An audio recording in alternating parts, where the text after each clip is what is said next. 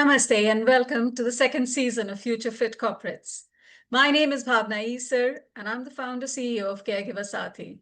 In this season, we are going global and shifting the narrative. Caregiving is not a career obstacle or something that organizations must accommodate. It's a leadership accelerator. And through candid conversations with corporate leaders, consultants, and change makers, we explore how caregiving shapes resilience, empathy, and innovation. Let's discover what it truly takes to build workplaces that don't just include caregivers, but recognize that caregiving experience is an asset. Because the future of work is not just tech, female, or inclusive, it's compassionate, it's innovative, and therefore caregiver friendly. Welcome to Future Fit Corporates.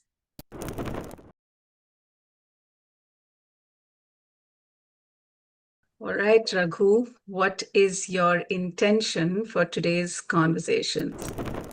My intention is to explore this whole key word in the name of your organization. What is care? And why have we human beings forgotten this word?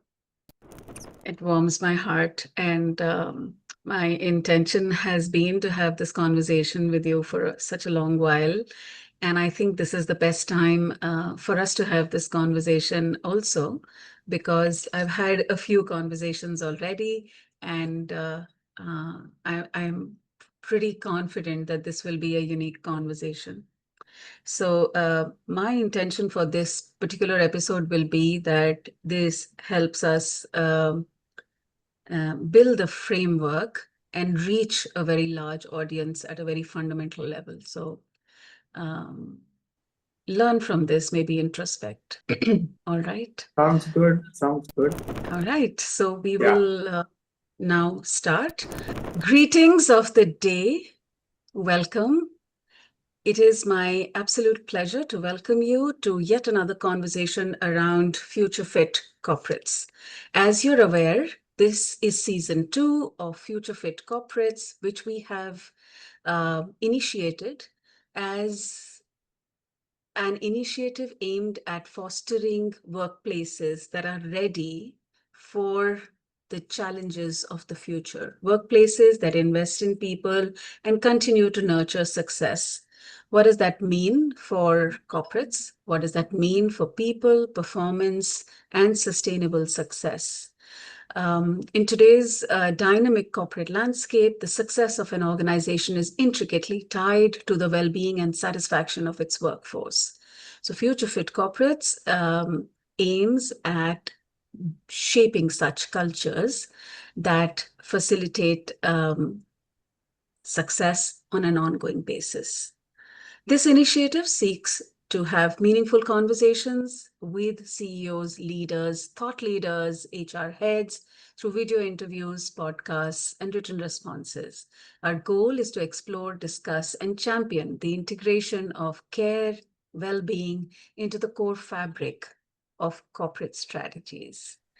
It is my honor and privilege today in this series to have this conversation with Raghu Ananthanarayan, who is also my mentor and someone who I have leaned on to for my personal growth over the last many years. While that's on my personal account, Raghu is the Joint Director of the Center of Citta, Vidya and Indian Psychology. He's the founding partner of the Institute of Indic Wisdom. He has founded many organizations, including Tao and Sumedhas. Raghu's work, life and work have been deeply shaped by the guidance of 3 extraordinary mentors: J. Krishnamurti, Yogacharya Krishnamacharya, and Pulin Krishna Garg during a transformative decade in his late 20s. Their presence not only helped him through a challenging phase, but also revealed to him his sadhana, the inner path he continues to walk till date, and guide many of us as well. At the heart of Raghu's work is a commitment to helping individuals, groups, and organizations uncover their Dharma, their unique truth and purpose, and to support them in becoming the best version of themselves. Of late, there has been a little cliche around becoming the best version of yourself, and having interacted with many, I would say that Raghu's school is slightly different, and you will discover as you listen to this conversation. This journey is not separate from his own. It's an extension of his personal sadhana, imbued with rasa, depth, and fulfillment. His Kalari, a space of transformation and wonder, is an invitation into a tent of miracles. In his sacred space, Raghu engages with others in shared discovery, facing inner demons, touching compassion, and singing songs of healing and love. I can say for sure that I have been a recipient of much of this, and feel blessed and grateful that I have had an insight for this. For him, this path is both a challenge and a liberation, walked without reliance on prepackaged techniques, but rather with presence, courage, and openness. These are not mere words. I can vouch for having an insight into them. Spend a moment with Raghu and you may just glimpse the beauty of your own path reflected back at you.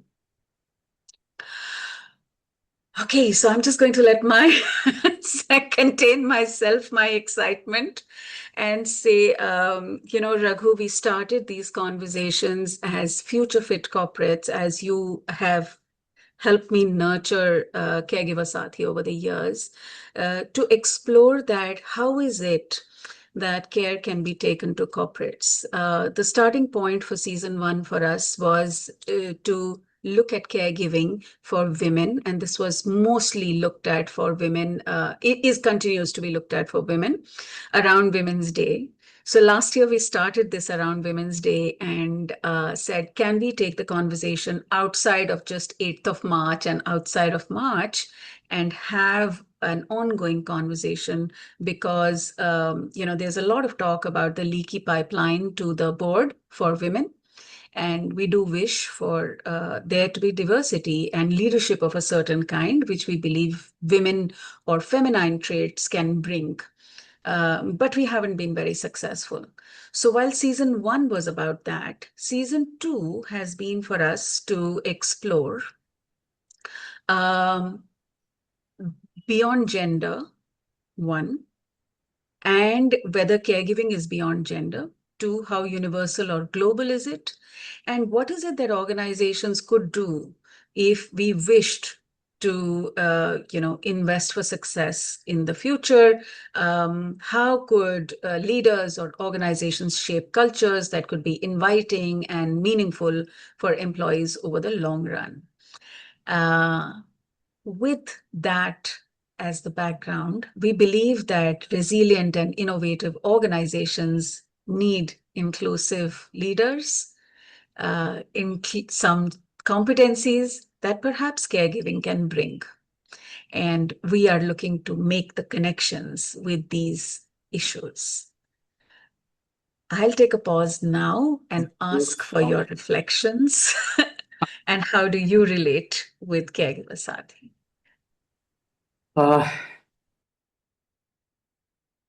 See, I've always thought that what you were doing is very interesting, important, and I guess noble in a way, to focus in this area, which not too many people focus upon. Yeah.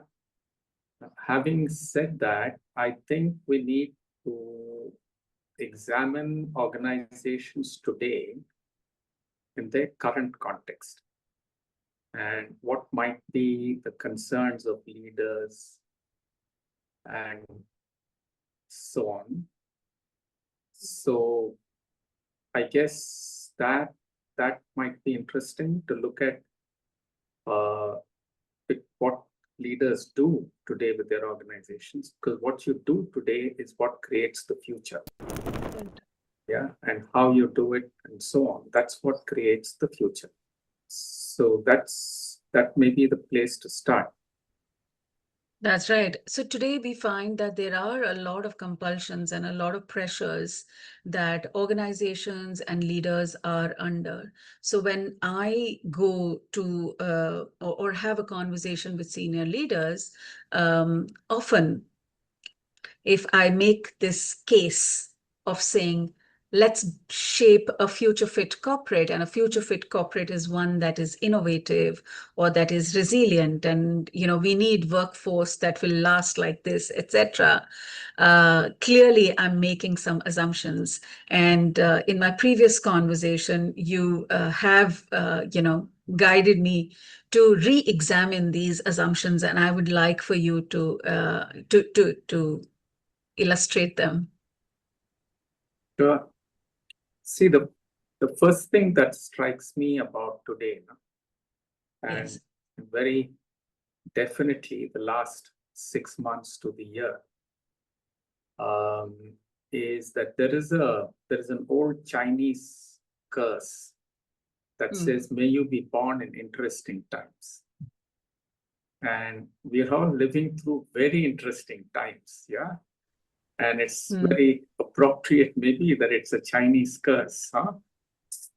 Because, yeah, what we are seeing in the world today is a huge attempt by one of the most short-lived empires in history, which is the European Empire.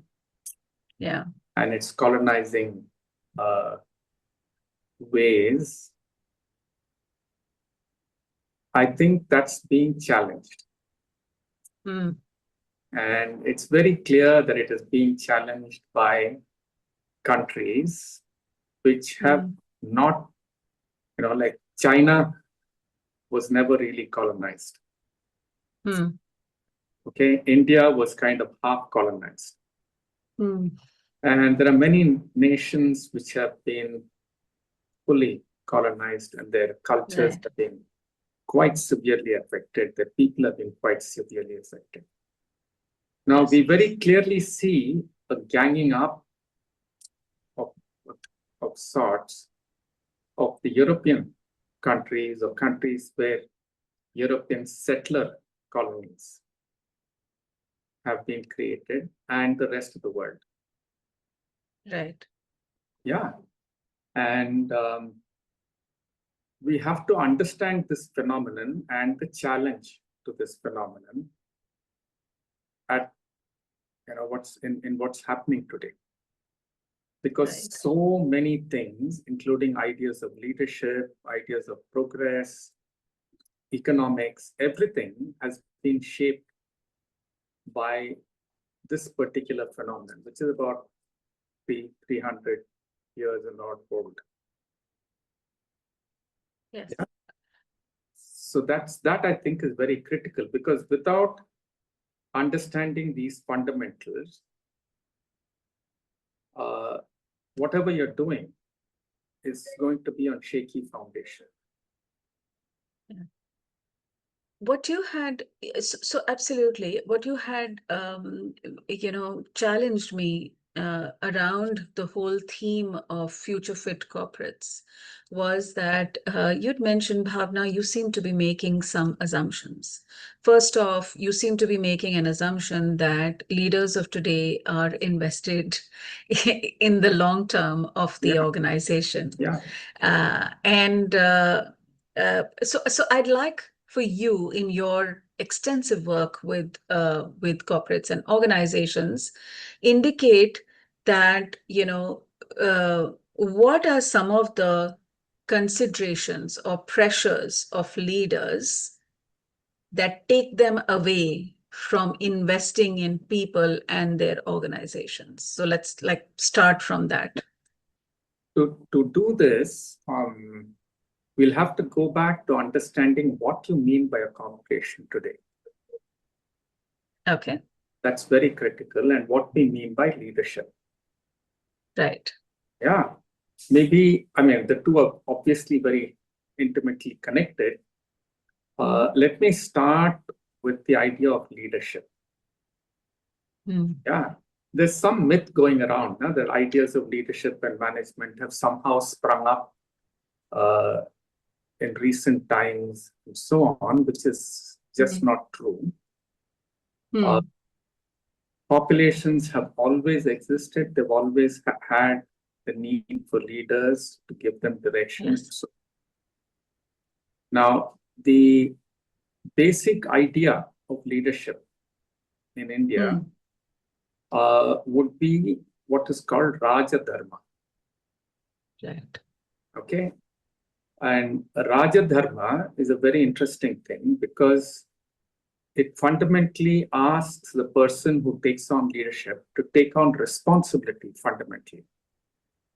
And it says that a person who says that he's stewarding a space, whether it's a huge country like the Cholas and all of them did, or if they are smaller divisions, there were lots of small kings across the place. All of them were enjoined to do one very simple thing, to take responsibility for the last blade of grass that they were, in a sense, controlling. Now, if you think about it, this is a very profound idea. So it talks about many things. So Raja Dharma has Dandaniti, which is what is justice and how do you ensure justice. Right? And even the idea of justice, there's a very interesting idea that it's built on. There's a foundation that it's built on, that it says that independent parts of any population, if it has to be rule bound or whatever you want to call it. Right? The first is called Dharma. Okay. Which is living in a way that I flourish, my immediate context flourishes, and the land we are living in flourishes. Right. Yeah. The second is following rules, because everybody cannot be expected to understand concept like this. So there are rules which are all based on this fundamental concept. How does everybody flourish simultaneously?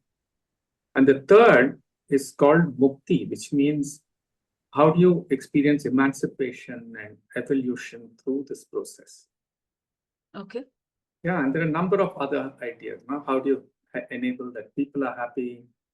How do you enable that all animals are flourishing? And then there are so many rules. Like recently, I was speaking to a person from Assam who comes from a fishing community. They always make nets which have a certain size. They make it out of bamboo, they make it for a certain size so that only fish that are larger than that size will be caught. And they never put the net across the whole river. They'll only put it in a small portion. So some modern colonized mind person comes over and says, hey, why are you not maximizing your yields? Why don't you have smaller nets? And why don't you put it across a wider section? So this person had to explain to them, saying, look, there are people living down the river, and we need to harvest fish in a way that there is plenty of fish for the next season. Yeah, yeah. And so on.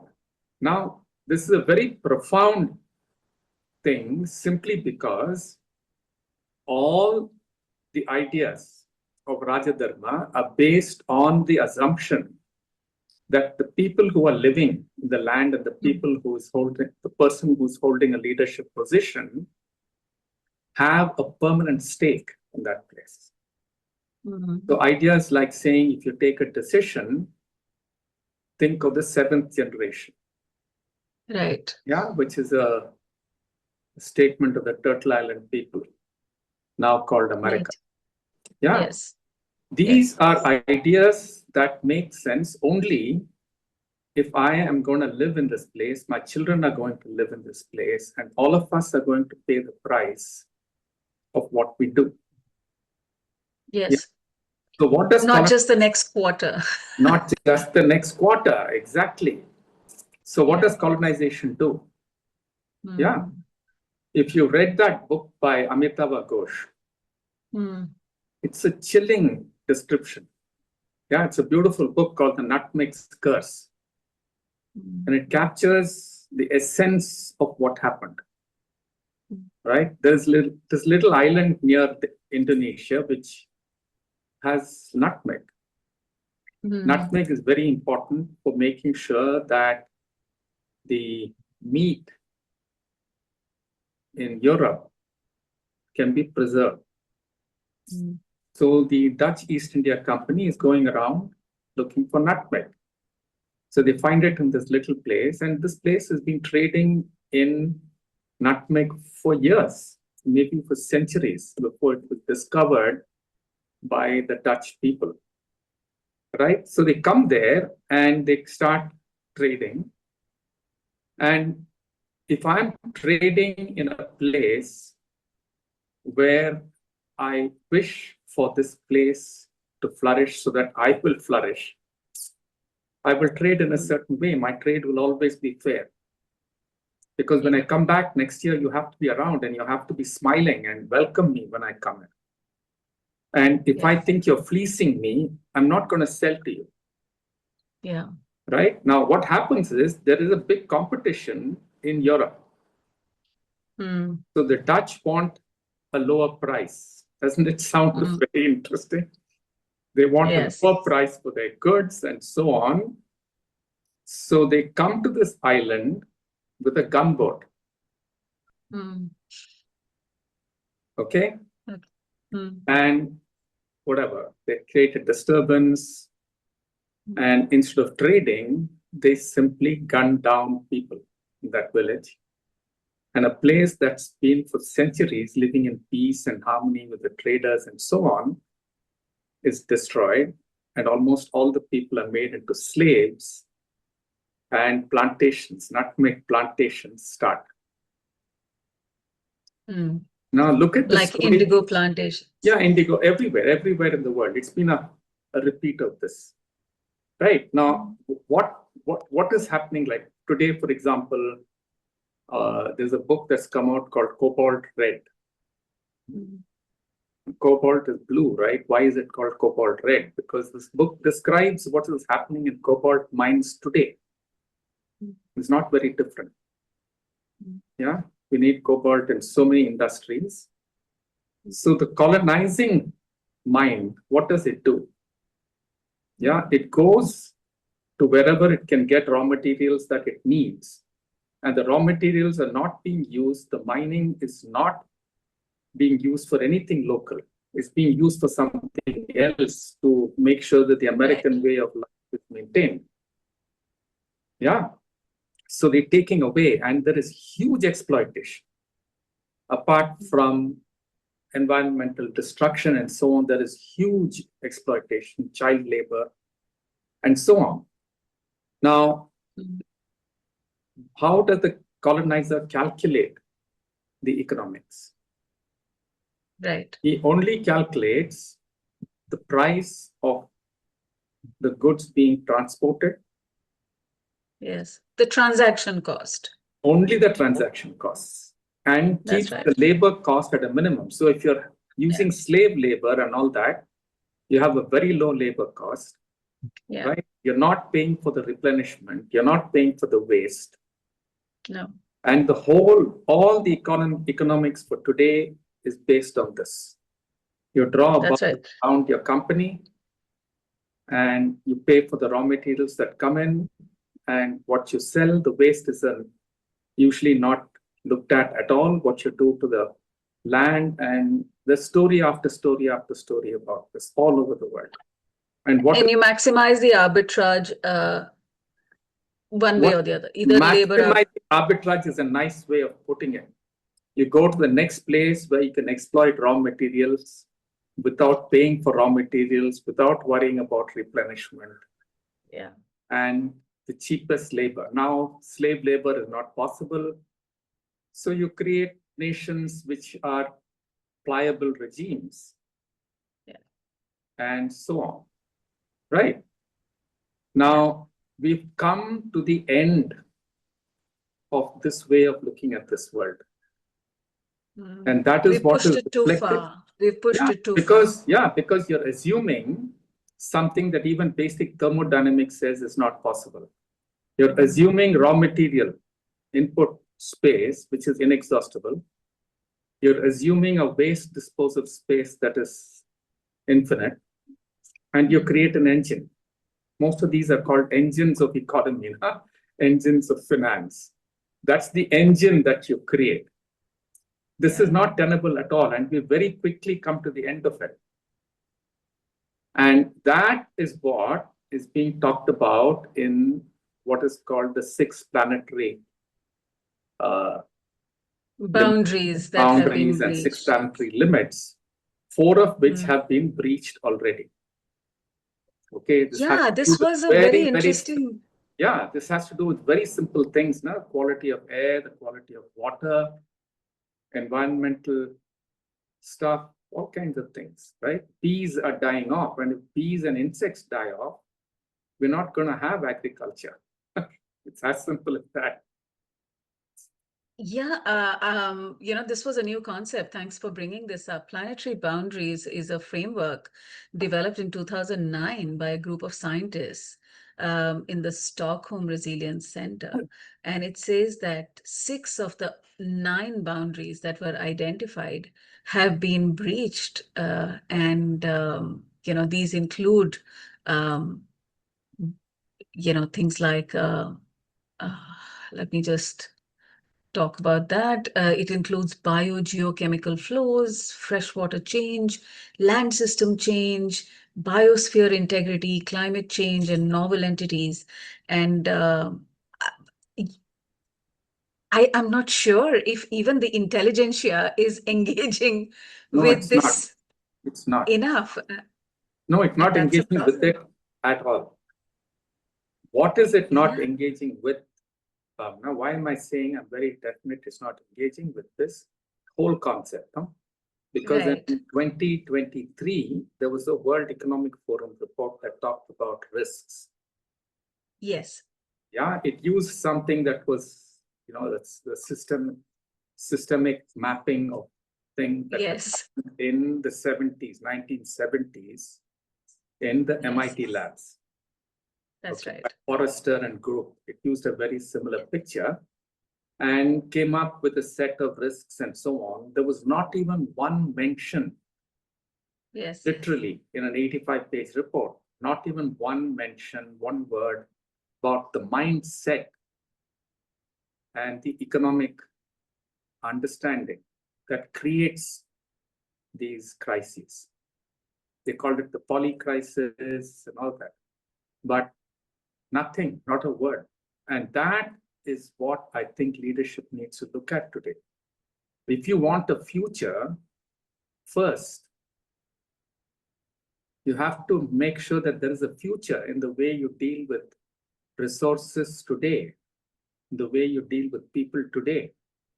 And your idea of an organization, the way you calculate profits, the way you look at people, simply cannot be any shadow. It can't have any flavor of this colonizing way of thinking. Because then it is going to lead to war. Every war today, there are apparently some 160 conflagrations around the world. Many of them have to do with simple things like water and food. Yeah, which is shocking, huh? So Raghu, I have a little anxiety that a typical listener will take some time to connect with what we are saying over here. So we are saying that corporates are a subset of the world that we live in, and the world that we live in is being designed, and over time and over generations, we have been trying to make it work in a certain way. So that's a system that's in place. And very often, most of us tend to try and optimize the system for what it is. What you are recommending is that the system per se needs a review, and we need to step back and say, this system has been designed with a particular mindset. That mindset is typically a colonized mindset, which means that it is of the view that we need to explore, exploit, extract, and then think about transactions predominantly and maximize what is wealth in that short-term setting. And you're saying that this has become for far too long and therefore dysfunctional. And now it's already late, but it might be time that we now review what is making us push this system. And that's how you are talking about revisiting the mindset, which is a combination of what you think and what you feel. So your headset and heart set. Thank you. And without that, is there a future? Yeah. There's a very interesting conversation that I happened to hear where Yes. somebody is asking Elon Musk, what's the future? And he very clearly says we've almost exhausted the resources on the Earth. We have to go to Mars. Yeah.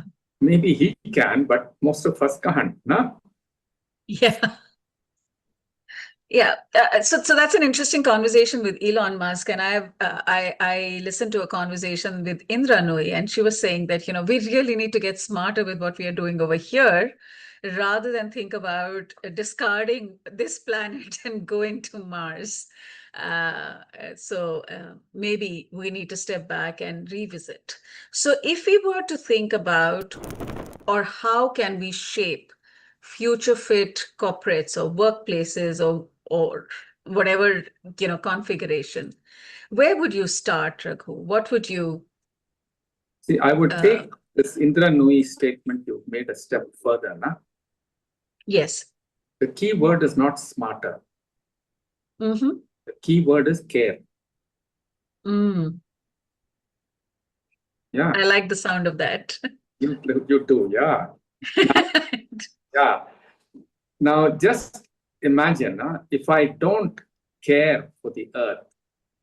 Yes. Knowing, like Carl Sagan said, when he looked at that beautiful picture, the one blue dot, we have no other home. Yes. So in a sense, we're going back to that state when Raja Dharma has to operate, where leaders have to care for every blade of grass. Right. Because you cannot. So what does it mean? What does it mean is I have to start thinking of the whole Earth and the possibility of the future for the whole Earth. Will there be an Earth for even 2 generations from now? Because the current not in its current form. Not in its current form. And I can very well understand the anxieties of a leader who is trying to navigate his ship in a storm. Right? Now, the storm has been 300 years in coming. It's been built up and built up and built up for 300 years. So here I am, I'm the captain of a ship, and the ground on which the ship is running is getting chaotic. What do I do? Correct. So Raghu, quite likely a CEO or a CFO or a similar person who's kind of making a decision about their organization is likely to say, listen, I'm going to be here for 2 years or 3 years maximum, and I'm accountable, and I have this infinite pressure from the board or the shareholders or whatever else, or the government, and I'm supposed to operate in these constraints and crises. And you're talking to me an esoteric concept of care. Why is it esoteric? I don't agree with this word at all. It's a simple human concept. I'm hoping that these leaders know the word care and it's not esoteric. They care for their families. Right. They care for things around them. Because let me just stop you here, very seriously. Because I've been in board meetings where inside the board room, there is a discussion that talks about 15% year-on-year growth, 20% year-on-year growth, whatever. Yes. That's what the competition is doing, and so on and so forth. Yes. When you're having coffee, so many of them are sincerely talking about environmental issues. They're talking about pollution. They're talking about the state of education. They're talking about the future of the earth. So when I asked one of them, I said, hey, you're talking this here and you're talking that there. He gives me the same logic. What do I do? But you see the schizophrenia there? Yeah. Yeah. We can't afford it anymore. We simply can't afford it anymore. So Raghu, I know that you do very interesting work with grassroots as much as with corporates, and what you seem to be suggesting to me reminds me of your framework also of the 5 seats of power and the Arjuna location. So you are probably evoking or encouraging or urging us to take the Arjuna location in terms of reviewing the system and saying, Exactly. let's. Am I in a war, or am I in a position where I can operate from Raja Dharma? Can I act from a place which will sustain the future? See, I'm not talking in the air. There are a number of organizations which have done this. Okay, one of the standout organizations is an organization called Patagonia. Okay.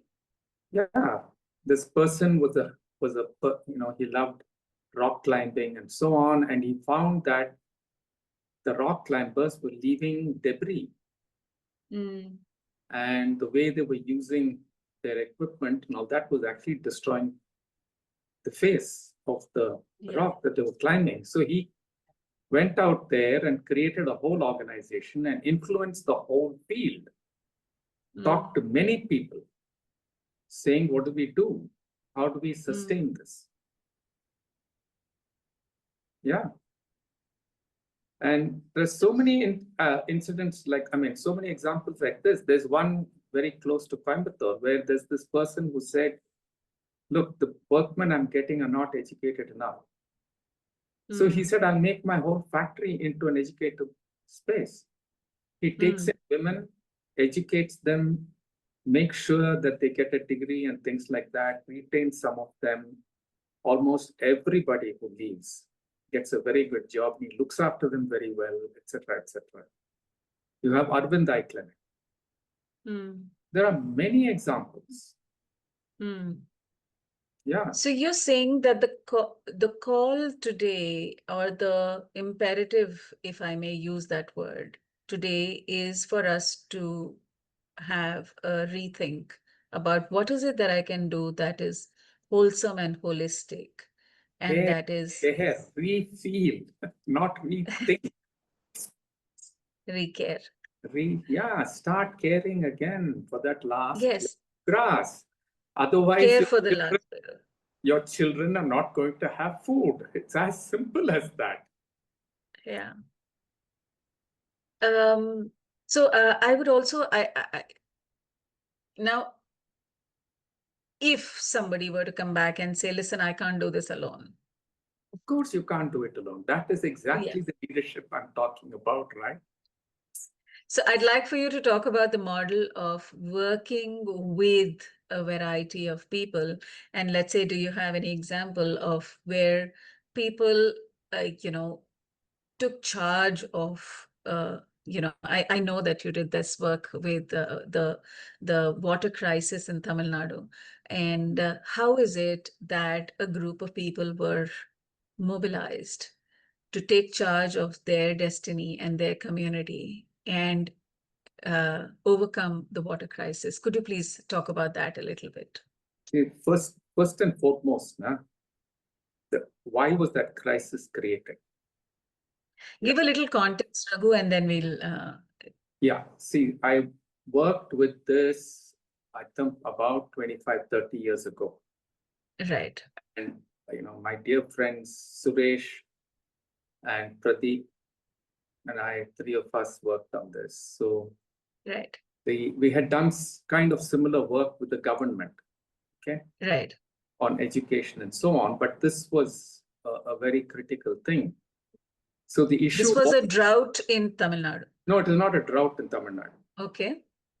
There was a whole movement by one of these World Health or whatever, these UN organizations. saying, why don't you privatize water? That was a time when water was getting privatized, municipalities were getting privatized all over the place. So there was a push. And then for whatever reason, we were called in for them to prove that there is no way except to privatize. And they made a mistake inviting us in, I think. So what we did was, we said, look, let's go and look at the whole issue and so on. And there's a very, very interesting reality in Tamil Nadu, and I think the whole of South India. I don't know about North India, not saying it's not there, where, see, we must remember again the history of the place, for any of this, looking at these long-term things. Now, the first, or one of the earliest dams that were built across the river was built in Tamil Nadu. It's called the Grand Anakat. Okay. And there's a whole discussion that's been recorded by the elders and the sages of that time, saying, does the king have a right to dam the waters of the river? Oh, interesting. Then they conclude, they said, look, the idea behind what he's doing is correct. We have to conserve water. We can't just let it run off, so on and so forth. But he cannot dam the river. So what do we do? So they came up with this idea of having what are called aeries. Aeries are artificially made large lakes, you want to call them, nah? Right. Which are built in this part of the country so that the overflow of one area will go into the next and go into the next and go into the next. Right. So if you look at the landscape, it will be a series of these things which go from one, let's say, space where 2-3 villages will get fed and that whole land will get wet and remain fertile and so on. So there's that whole system in the south. Now, when we got modern, we started building roads which came across and cut away the overflow channels. So when it rains, there's either flooding. I mean, Chennai is a big example of it. Now, there was some 25 or 30 lakes around the place, all of which have got overbuilt. And every time it rains, where do you think the flooding happens? In all those places. Right? This is what's happening in Gurugram. Everywhere. Right now. Yeah, everywhere in India, that's the way it'll work. Because these were old ways of conserving water. Right. Right. So what happens? There is this whole thing saying, oh, you have a problem here. You don't know how to manage your water. We will come and tell you how to manage water and so on. And so, therefore, there was this thing of proving that you need to privatize.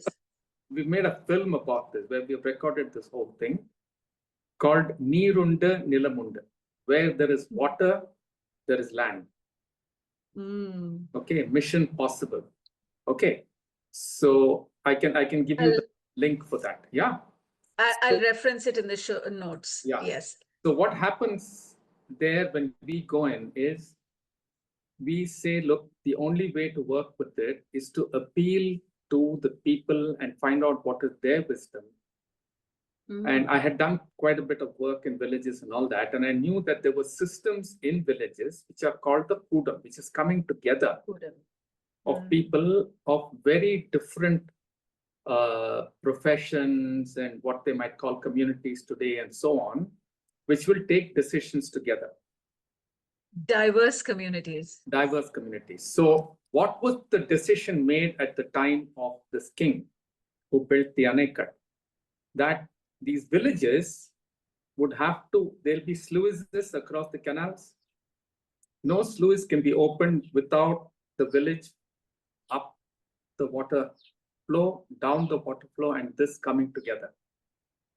Yeah. So there were all these beautiful systems created. Yeah. So we said, let's gamble on the fact that many people in the government and people in the village actually know some of this. So we went and said, what is the dharmic thing to do? So the group That's a great question. What is a dharmic thing to do? Yeah, and very good for us. They were all not very English educated, so we didn't have to explain the word seriously. We didn't have to explain the word Dharma. And the PWD department at that time came up with a statement.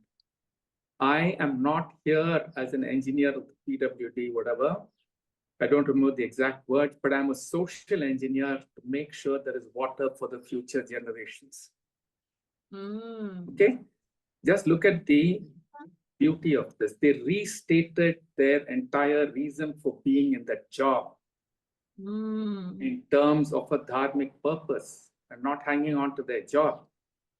So you're saying that leaders need to say that I'm not here for the purpose of maximizing profit, but I'm here because I care for my people, not just today, but tomorrow and maybe generations hence. And that's what will make you care.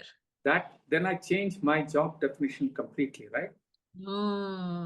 Yeah, that is taking responsibility, not doing a job. I take responsibility for all the resources that are given to me. What am I going to do? And this then becomes the guiding touchstone of my decision making. Right. Incredible. People came together, communities came together. The way they remembered literally what the older forms were and how they worked with it. And we proved that there was enough water. We didn't. I mean, the people around the place did phenomenal things where they mostly brought back older systems. They used technologies, not as though they said no to technology. But every one of those villages, after a time, the people whom we trained learned how to have a collective vision for the whole village, which is how the panchayats used to work, and execute them. And many places became self-sufficient in water. There was no need but then you as consultant was not required on an ongoing basis. No, that idea of privatization, which is a colonizing idea, yes, was gone, and people took charge of water. Yeah, I would think that this is also the essence of Swaraj, literally, where people are, people are, yeah, absolutely. Of you taking decisions for yourself and and swatantrata, thinking for yourself, understanding the local reality. I mean, there are lots of pockets of this happening. In IIT Madras, there's a lot of work that's being done on electric grids and telecom and all that, which are all local solutions. There are transport stuff being built, which are all local solutions. So what you're suggesting is that while you push technology or you move technology to be modern, to be, whatever else, I think at the same time, there is a constant need to look at your inner landscape and look at what your mind is, how you're making decisions, who you're making decisions for, and that is the critical element for being future fit. Just to align it with why am I using technology? Am I using technology? Am I leading my people to exploit the earth or to enable a future for everybody, including me? So it's interesting because I recently read that there is this dual view about the British built the railways in India, so we should be thankful to them. But there is also an enough argument that the railways were built as a network for extracting out of India. So the intention, absolutely, no doubt about it. The intention and the use of technology as to why are you using it? Because frankly, the railways was not used for transporting people or enabling the local people for a very long time. And therefore, that is the colonizer's view. Totally. Yeah. In our conversation, there's a very interesting thing that struck me when you're asking this. There's a very interesting story about King Arthur and the Knights of the Round Table and all that. Yeah, Okay. if I remember right, there's a very beautiful myth. One of these, there are hundreds of stories, of all Right. their knights going around. Knights are very dharmic people, honor, the word honor Right. and all that came at that time. Yes. So there's this Okay. guy called Sir Galahad, if I remember right. He goes around and he's the one who's the most pure or whatever. So he goes and he's in front of the grail or very close to the grail. And then as a last threshold, he has to answer the question, whom do you serve? Oh. It's And the what Holy do you serve? Grail. Yes. What do you serve and whom do you serve with all your capabilities, with all your brain, with all your brilliance, with all your might that we have today?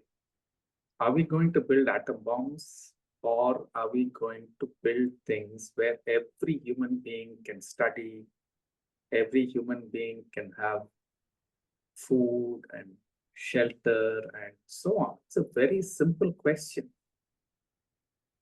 Is that the myth of the Holy Grail? Is that where Holy Grail comes from? I don't know. I don't There know are these lots of stories. myths. It's the whole set of stories, King Arthur and the Knights of the Round Table. I used to love it when I was Yeah, 15. I should revisit it, and thank you for bringing that up. Maybe we should revisit it. And is there a response that he comes up with, or like, who do you serve, or is that the question to keep alive in your mind That's always? the question you need to answer before you can approach the Holy Grail. Ah, Because what are you going to use this phenomenal gift or for? What do you who are serve? you in service of? Who do you serve? And what do you serve with Hmm. this? We So have then, phenomenal power today, Bhavana. We have enough technology. We have yeah, enough knowledge to make sure everybody in the world flourishes. And that's yet, right. we're continuously using it to reinforce colonial ways of thinking and dealing with Class, resources. yeah, create class, create the haves and the have-nots. Now think For sure. about this. Now think about this. If I'm living in a place and I'm this trader, okay, you're this little guy in Murshidabad who's making muslin. Will I cut your thumb to make money? Mm. Right? And can I make money which is exorbitantly more than what you're making? Right? So if I live in a way that you and I have to live here together in mutual respect over a couple of generations, there won't be this inequity. Yeah, The global inequity in yeah. economic terms is clearly because of colonization.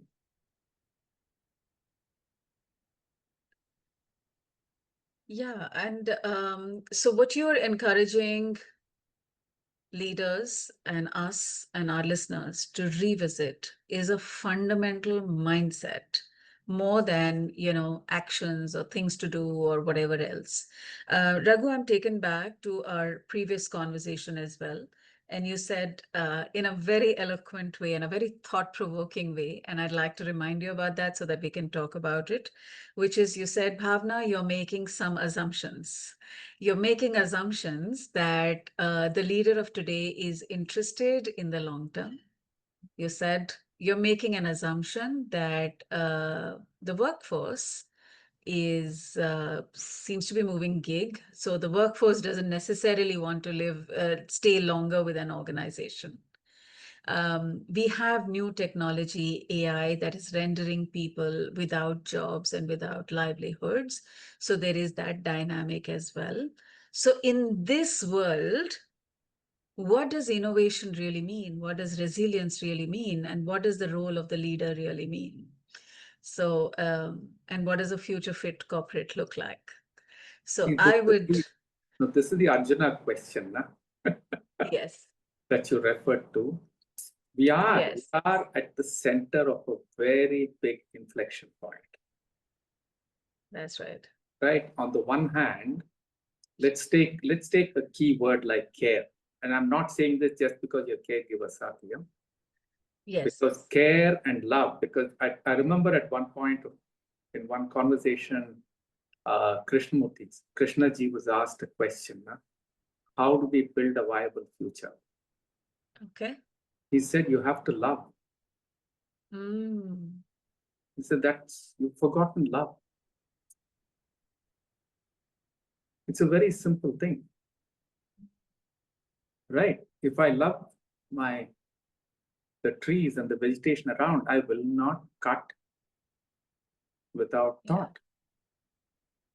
Yeah. Yeah, and so on. I mean, it's just care and love is key. Okay, so what does Arjuna do at that point? Mm. He's talking about all the things that he feels for and so on, and he says, what is the choice for me now? Do I keep on reinforcing all these old processes which have created crisis after crisis after crisis? Do I reinforce the people around me who have continuously taken self-centered decisions, like Duryodhana and so on and so forth? Or do I say it's time to stop that? That is the fundamental question. And he goes through a personal crisis. It's not an easy thing, because the ground that he stands on is being questioned. Yeah.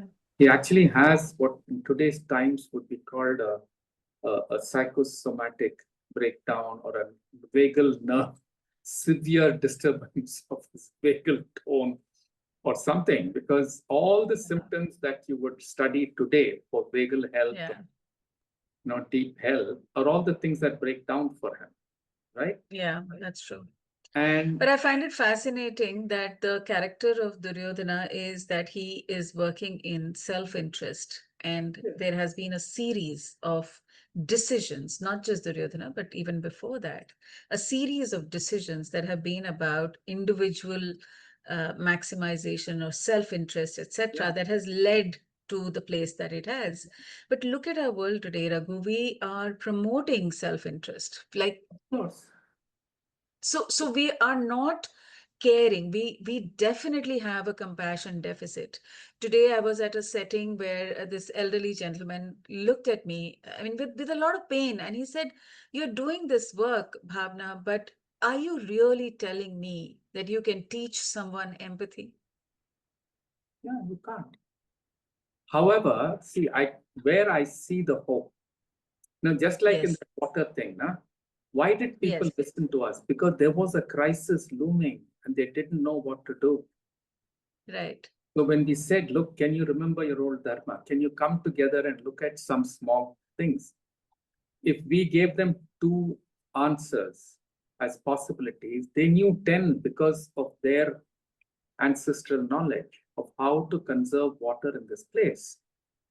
Now, Jaipur, for example, is in the midst of a desert place. Yes. No other place in a similar geography in the world has that kind of population density. That's right. How did that happen? Because some of the best water conservation techniques have been developed in and around Rajasthan and northern Gujarat. Right? Now, if I'm living in a place and I have to live there for my future generations, I will look after water, I will look after land. Yeah. I will not go around bombing people I don't like.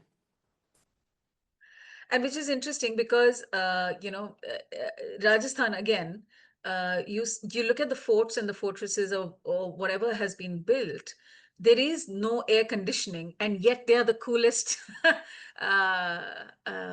structures.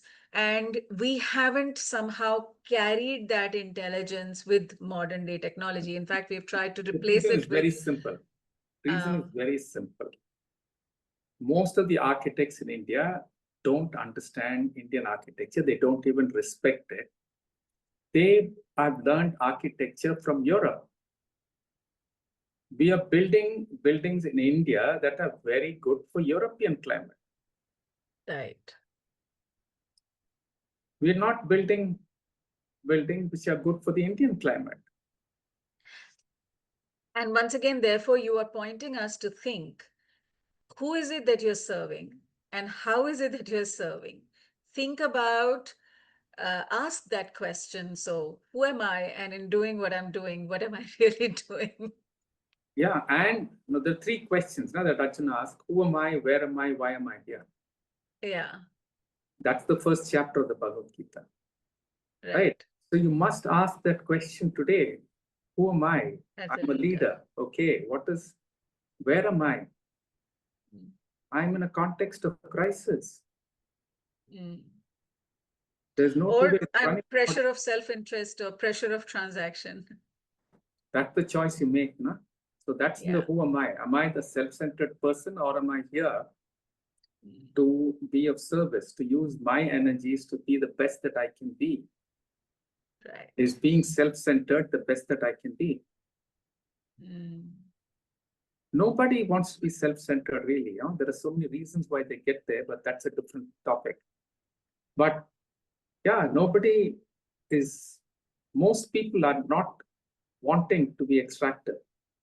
It's just, so that's why I talked about the total system. We're living in a system today which is completely based on an extractive model. It cannot work.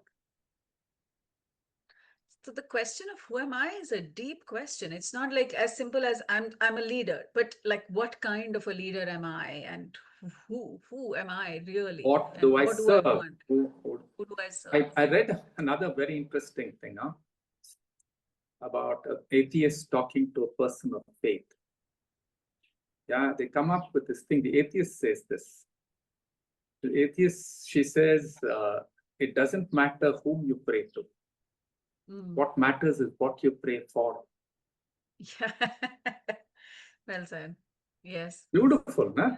Yeah. So if I'm praying for, absolutely. I must be this, I must be that. Yeah. That is who you are. What are you serving? What are you praying for? Yeah. Where are you? Well said. We are in the midst of a Kurukshetra. We need to convert it into a Dharma Kshetra. Right. Then everything will change, no? And technology doesn't have to change. Technology is a beautiful invention. You will not build hospitals that are completely extractive. Yes. Today, the Indian medical system is under crisis.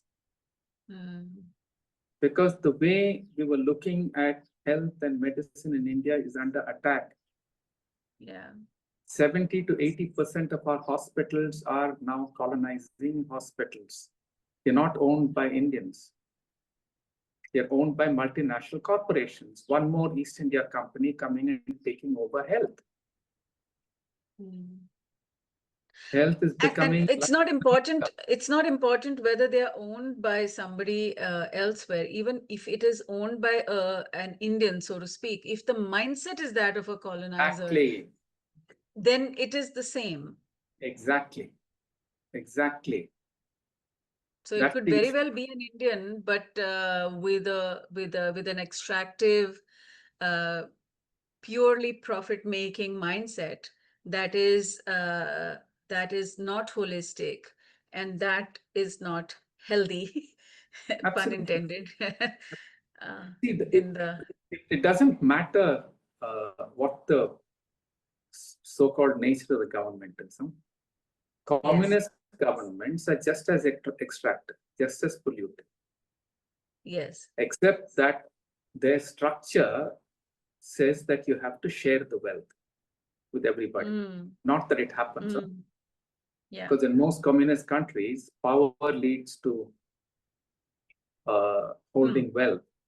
And in capitalist countries, wealth leads to power. Yeah. It's all the same. What do you, the key here. Yeah. That's okay. Yeah. And no, that is true. That is true. We know that you could design a system So let's say communism was designed for the purpose of sharing wealth or running it in a particular way, but that system can become dysfunctional as much as any other system can. So, your your leadership learning or the Pandava framework definitely talks about recalibrating and reviewing the system from time to time. And that's the healthiest system that you can have. The one that has the ability to reflect and probably step back. and And enable everybody to flourish. yeah, It's a yeah. very simple idea. And like Krishna ji said, do you care? Do you love? That's all the question. And if you do, you will deal with things completely differently. So Raghu, what do you care about the most? And how do you sense when someone cares? No, it's very simple. Yeah. How you treat your dog. Okay. Yeah. How you treat people is very simple. Yeah. There's nothing big deal about this. I know, but sometimes we have to explain it to people, unfortunately, these days. You have to You break can't it explain. down. Sorry. This is something I don't think can be explained. It's like the old man asks you, no? How do you Yeah. teach a person empathy? Yeah, unless the person realizes that they are creating a crisis. This is the first thing in yoga, no? It says, unless I realize that I'm in dukkha and I'm creating my dukkha, I never start. Mm. All right. What are some of the things that you care about? Simple, yeah. I care about the fact that families are breaking down. Okay. Yeah, and Why are families important? because there is the myth that a human being is an individual. Right. It's a commercially very profitable myth, but it's a myth. You and I can't talk to each other if the whole world is not working. The systems are not working, and if we are not interdependent on everything, you can't get up and brush your teeth if somebody doesn't make toothpaste which is not poisonous. Yeah. It's just incredible that there's an idea that I can live as an individual. And that creates loneliness, that creates anxiety. I also think families are important because, they are our primal experience of belonging and nurturing.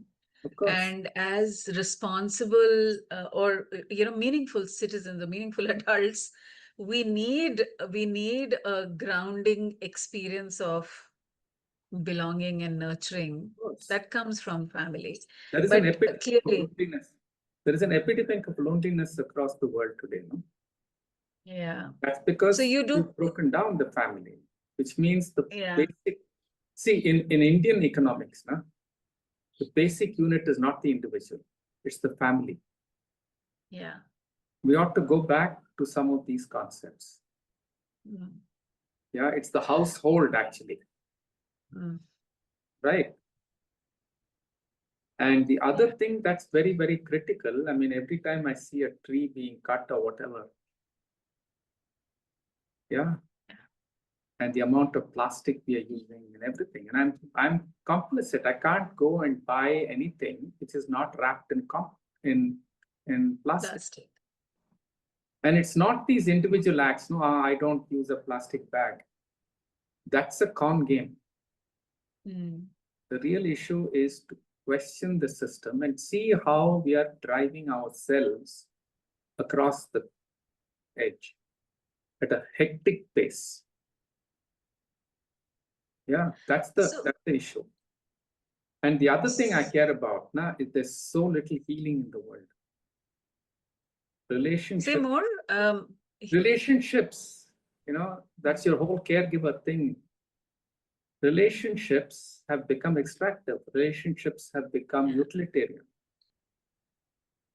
Yeah, relationships are not of mutual respect and care anymore. Young people, I meet so many young people today, lonely. Yeah. Yeah, and there's no, I mean, that loneliness is a modern disease. Yeah. So in this crisis, what is the straws of hope, or what is that blades of grass that we can, as individuals, start from? I'd like to bring this conversation to that sense of hope.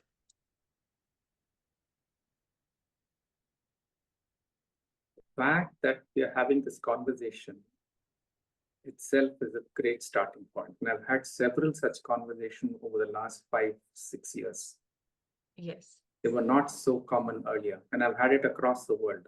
People, yes, various communities are all talking about this, saying, hey, what kind of a world are we building?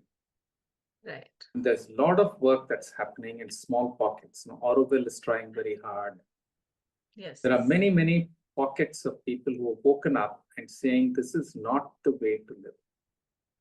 Right. Right? And one doesn't know now when the tipping point will come, because the crisis is very obvious. I mean, somebody today is saying that climate crisis is a hoax. I mean, this is worse than being an ostrich. Yeah? Your backyard is being swept away by a flood, and then you have to ask the question, hey, why is that happening? And it's not just today's weather, it's a cumulative effect of pollution. That's right. There's so much of science today that tells you the cost of much of this. We just have to listen to that science. No? That's a big issue also, that today with so much of knowledge and so much of science available, people are listening to nonsense. And scientists themselves are pushing nonsense. No? The scientists who built the atom bomb, don't forget. You know, Raghu, I was having a similar conversation about the fact that there is an information overload and people are listening to nonsense, or people are creating nonsense.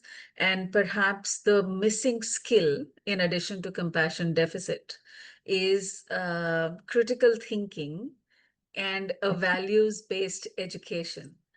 Of course. You know, we just don't know how to cut through propaganda. Or, compelling conversation, but to be able to say, no, listen, let's take a step back. Who are you in service of? Who are you? Ask those questions to be able to answer, to be able to understand what is being fed to you. And a fundamental values-based education about that you are not an atom by yourself. Those are important. See, this propaganda and false information is not new. No? Yes. It's very, very old. Yes. And people wouldn't have been called witches and burnt at the stake if people were That's armed right. with information. And you don't build fanatic armies by talking about truth. Yeah, that's right. This is not new at all. And there is hope in this, because when there is so much of unrestricted information flow, maybe somebody will listen to your podcast. Yeah, if it was a restricted flow, nobody, I mean, I'm sure, apart from people saying what nonsense is Raghu talking, he's at least listening, right? Before he calls it nonsense. Yeah, that's right. In a more controlled space, you won't even be able to talk. You won't even be able to air these. And that's right. There is a lot of discussion all over the place. Yes. I've heard people from the Maori tradition, from the African tradition, from the Native American tradition. Many voices are speaking up, and there are a lot of people listening to this and saying, hey, what is it that you have to say? Yeah. And the dharmic idea is not totally Indian. Any place which is values community, which values community, speaks the same language. Ubuntu is exactly the same as Dharma. I am because you are and we are. It's exactly the same. No community can ever push the idea of an individual. can ever push the Yeah. idea of individual consumption, which is not shared. Yeah.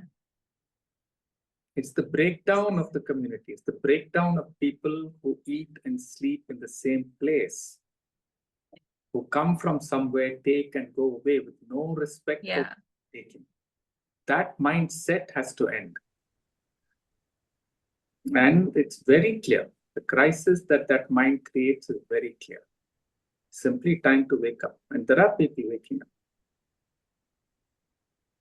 So grateful for that, and so grateful for this conversation, Raghu. And thank you for bringing this perspective as we try and bring this conversation to a close for today. I would like to ask you a final question. Please paint your wishes or your hope for Caregiver Saathi, or for what you think is the future of care. Forget Caregiver Saathi. What is the significance of care in the future? It's at an inflection point. Okay. We either learn to care and regenerate the earth and regenerate human beings. Yeah. We forget care. There's no Saathi, Yeah. there's no giver. There are only takers. Yeah. Well said. Thank you very much, Raghu. Every conversation with you is thought-provoking and insightful. And I'm so grateful for all the learnings that I've got from you over the years. And thank you for this conversation. Very glad that we will be sharing this conversation with many, many more people. Over the web, no? Over the web, maybe we will be showing it in colleges and yeah. Okay, good. Yeah. Thank Okay, you. all the best. All the best, Bhavana. Thank you. Thank you, Raghu. Thank you very much. Bye. Thank you for watching this episode of Future Fit Corporates. If today's conversation resonated with you, don't let it end here. Join the Future Fit Corporates Club or the FFC Club. Explore our full dossier and discover powerful blogs from our past speakers. Let's move beyond inclusion as a buzzword. Let's make diverse experiences, especially experiences of caring for others, caregiving, a leadership strength. Together, we can truly build not just a caring world, but future fit workplaces. Until next time, take care and let's keep the conversation on.